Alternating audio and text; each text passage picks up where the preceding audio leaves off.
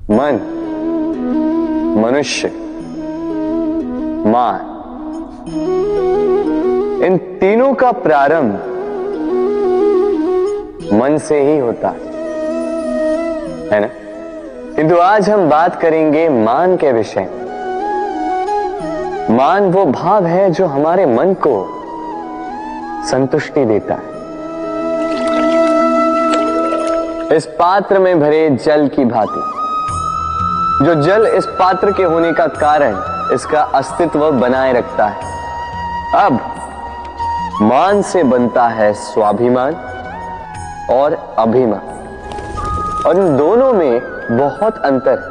जो जल इस पात्र के भीतर समाया है वो है स्वाभिमान, जो हमारे मन का संबल है, सहारा है। तो इस पात्र के भीतर ठंडा रहता है और पीने वाले को भी ठंडक पहुंचाता है। और जो जल इस पात्र से बाहर छलके वो है अभिमान, जो बाहर की ताप से भाप बनकर उड़ जाता है। स्मरण रखिएगा, स्वाभिमान आपको बनाए रखता है, आपको शक्ति देता है, और अभिमान आपको नष्ट कर देता है। तो क्या बनना चाहेंगे आप, स्वाभिमानी या अभिमान? निर्णय आपका। राधे राधे। कहते हैं जीवन में मेल मिलाप अत्यंत आवश्यक है, संबंधों का आधार भी बनता है, व्यापार भी चलाता है, किंतु सबसे अधिक महत्वपूर्ण है व्यवहार। अब इस विषय में सोचिए, आपके जीवन में कौन आपसे मिलेगा ये निश्चित करता है समय। आप अपने जीवन में किनसे मिलना चाहेंगे ये निश्चित करता है आपका हृदय, और आप जिनसे मिले उनके हृदय में आप कब तक बने रहेंगे ये निश्चित करता है आपका व्यवहार। अपना व्यवहार शुभ रखिए, सब शुभ होगा। राधे राधे। जब से जीव अस्तित्व में आए तब से एक और शब्द अस्तित्व में आया, संघर्ष। जन्म लेते ही व्यक्ति को जीवन जीने के लिए संघर्ष करना पड़ता है। कभी अपने लक्ष्य को प्राप्त करने के लिए संघर्ष करता है, तो कभी जो प्राप्त किया है उसे बचाने के लिए संघर्ष करता है। किंतु सबका एक उल्हाना होता है कि संघर्ष करते समय कष्ट बहुत होता। अब योद्धा है तो प्रहार तो सहने पड़ेंगे। तैरना सीखना है तो जल में प्रवेश करना होगा ही। उन्हीं के पाव में छाले पड़ते हैं जो नित्य चलते हैं, और जो चलते हैं वो अपने लक्ष्य तक अवश्य पहुंचते हैं। इसलिए स्मरण रखिएगा, जीवन तभी तक है जब तक कर्म करोगे।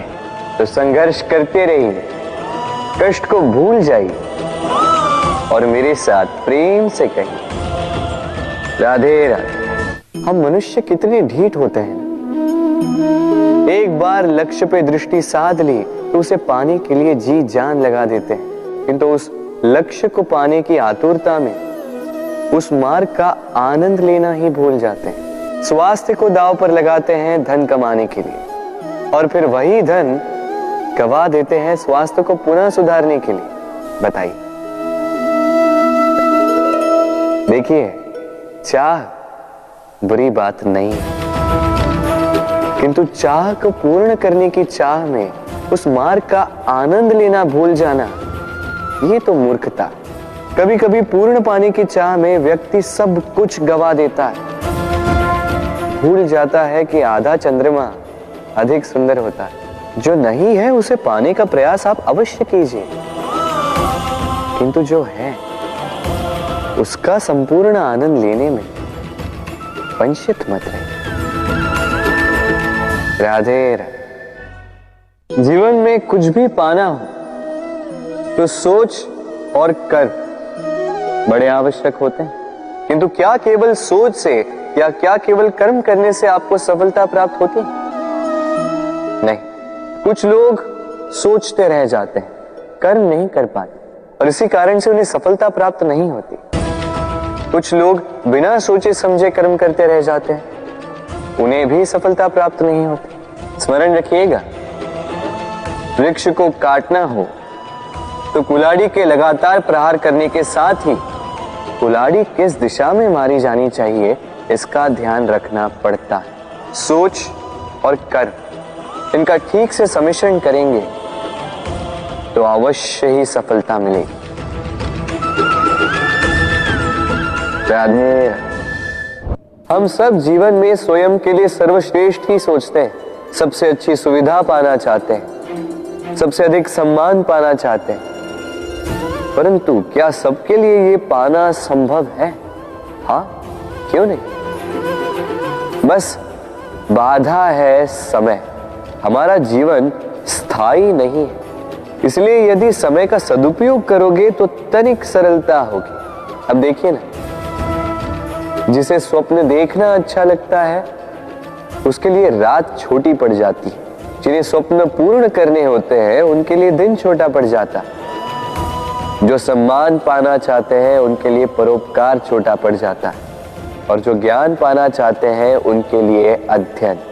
जीवन में लक्ष्य को पाना हो तो समय का प्रबंधन ठीक होना ही चाहिए। स्मरण रखिएगा। राधे राधे। व्यक्ति किसी और वस्तु या भाव से परिचित हो ना हो, भय और भविष्य दोनों ही व्यक्ति के मन में सदैव रहते हैं, जिनका अस्तित्व व्यक्ति के अस्तित्व पे भारी रहता है। विचित्र है ना? वह वो है जिसे आप नहीं जानते, जो अनजान है, और इसी कारण आपको भय लगता है कि ना जाने क्या होगा। भविष्य वो है जो अब तक घटा ही नहीं, तो जो घटा ही नहीं उसके विषय में चिंता क्यों? आपके हाथ में है वर्तमान।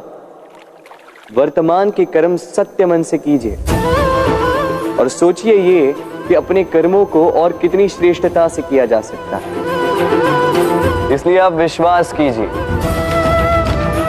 यदि वर्तमान के कर्मों को आप सत्य मन से करोगे तो भय स्वयं ही निकल जाए और भविष्य का फल अवश्य ही मीठा होगा। इसलिए भय और भविष्य से डरना छोड़ दीजिए, इस वर्तमान को जी।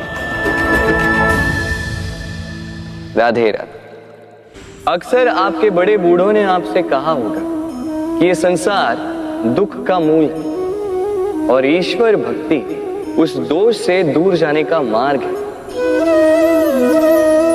किंतु सोचिए, यदि ये संसार दुख का सागर होता तो क्या नियति आपको यहां पर जन्म लेने देती? क्या ईश्वर यहां पर अवतार लेते? जब समस्याओं पर हमारा वश नहीं चलता, हम आरोप लगाते हैं इस संसार पर। यहाँ के लोगों सोचते हैं कि काश मैं यहाँ पे आया ही ना हो। एक किसान बंजर धरती पर जाता है और अपने परिश्रम से उसे लहलहाते खेत में परिवर्तित करता है। एक दर्जी जिसके पास एक सामान्य सा वस्त्र आता है, अपने परिश्रम से उसे एक सुंदर वेश में परिवर्तित कर देता है। आप भी परिश्रम कीजिए। ये महत्वपूर्ण नहीं है कि आप किस संसार में आए, ये महत्वपूर्ण नहीं है कि आप यहाँ कैसे आए। यदि कुछ महत्वपूर्ण है तो वो